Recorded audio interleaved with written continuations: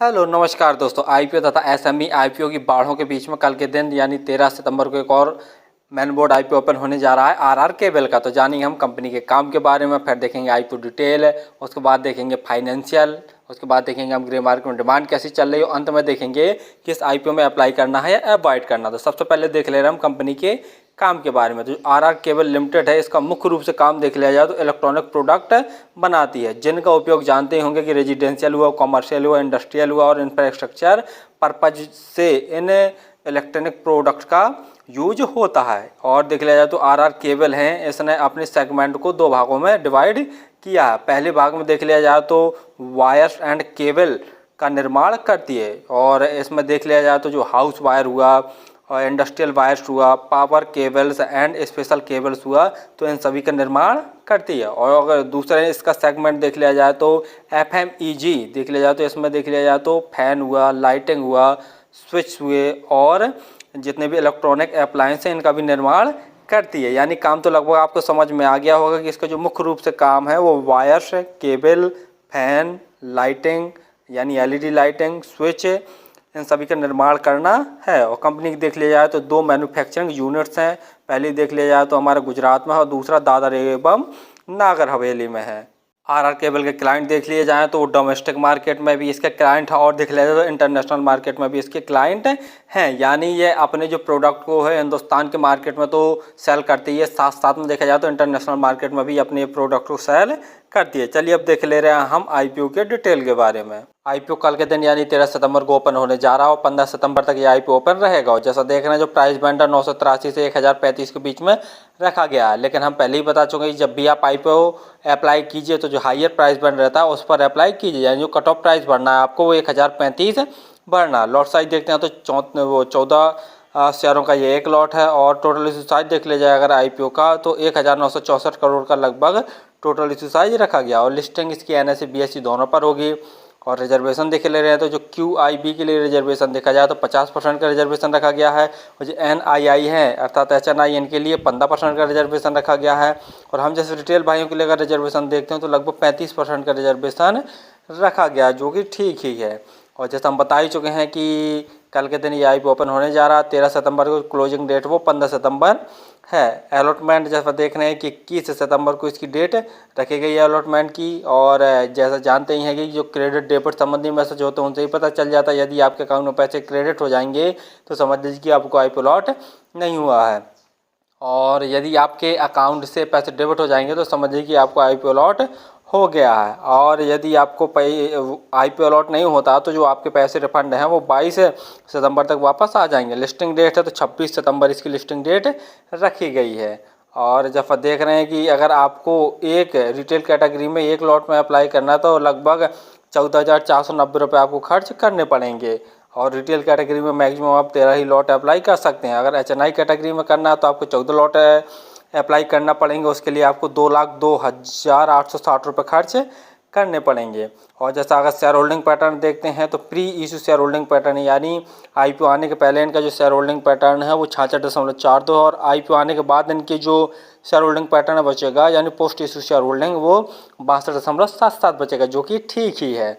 और पी देख ले रहे हैं तो 39.26 इसका पी है। मार्केट कैप देखते हैं तो 11,675 करोड़ का कंपनी का मार्केट कैप है। ROE देखते हैं तो 14.22 है, और ROCE देखते हैं तो 15.57 है, यानी ROE और ROCE देखते हैं तो दमदार है।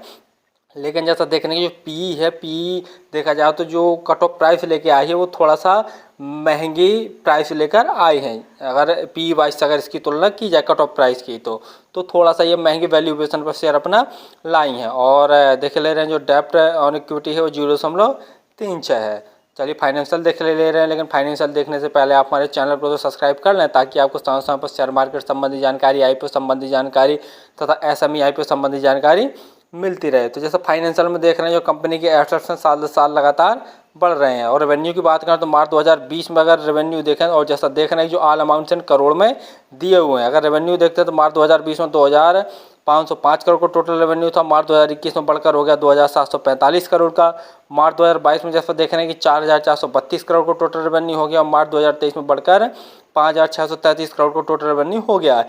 यानी रेवेन्यू में जैसा देख रहे हैं कि साल दर साल बम्पर ग्रोथ देखने को मिल रहा है। वहीं प्रॉफिट आफ्टर टैक्स की बात की ले रहे हैं तो मार्च 2020 में इनका प्रॉफिट आफ्टर टैक्स है 122 करोड़ का था। मार्च 2021 में देखते हैं तो 135 करोड़ का टोटल जो इनका प्रॉफिट है वो 135 करोड़ बढ़ के हो गया है। मार्च 2022 में देखते हैं तो 213 करोड़ का नेट प्रॉफिट, और मार्च 2023 में देखते हैं तो नेट प्रॉफिट में थोड़ा सा गिरावट देखने को मिल रही है। 189 करोड़ के आसपास इनका नेट प्रॉफिट रह गया। यानी टोटल रेवेन्यू में तो देखा हमने काफ़ी बम्पर ग्रोथ देखने को मिला, लेकिन प्रॉफिट आफ्टर टैक्स में गिरावट देखने को मिली। यानी कहीं ना कहीं कंपनी ने जो एक्सपेंशन हो कुछ ज़्यादा किए हैं खर्चे।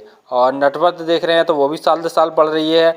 और कंपनी के पास रिजर्व देखते हैं तो 2020 में कंपनी के पास रिजर्व की बात करें तो 459 करोड़ का टोटल रिजर्व था लगभग। मार्च 2023 में बढ़कर 914 करोड़ का टोटल रिजर्व हो गया। टोटल बोरिंग की बात करते हैं यानी उधारी की, तो मार्च 2020 में कंपनी की 395 करोड़ की टोटल उधारी थी और मार्च 2023 में बढ़कर 515 करोड़ की टोटल उधारी हो गई। यानी टोटल बोरिंग हो गया है। यानी जब भी चाहेगी अपने टोटल बोरिंग को अपने रिजर्व से चुका सकती है। तो यानी देख लिया जाए तो डेब्ट फ्री भी लगभग कंपनी मानी जा सकती है।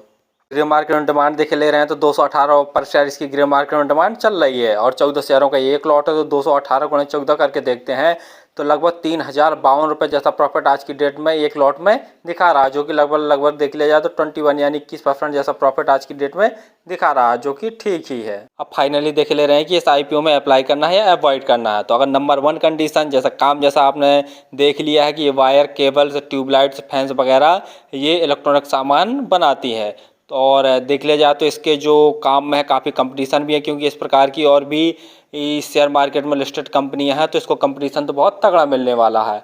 और दूसरा ये कि जो इसका फाइनेंशियल जैसा हमने देखा कि साल दर साल इसके लगातार बढ़ रहे हैं। यानी जो इसका टोटल रेवेन्यू है प्रॉफिट आफ्टर टैक्स देखें तो वो भी साल दर साल बढ़ रहा है। लेकिन हाँ, मार्च 2023 में देखा जाए तो थोड़ा सा गिरावट देखने को प्रॉफिट आफ्टर टैक्स में मिली है। और लेकिन जो टोटल रेवेन्यू में तो काफ़ी अच्छा ग्रोथ देखने को मिला। यानी यहाँ पर भी देख लिया जाए तो कंपनी ठीक ठाक है। लेकिन अगर पी वाइज देखा जाए तो पी वाइज काफ़ी महंगा ये शेयर अपना लेकर आए हैं। तो थोड़ा सा ये नेगेटिव पॉइंट वाली बात है कि जो अपना आईपीओ ये लेके आए हैं वो थोड़ा सा पी वाइज देखा जाए तो हल्का सा महंगा है। यानी इसका जो कट ऑफ प्राइस था वो और थोड़ा सा सस्ता किया जा सकता था।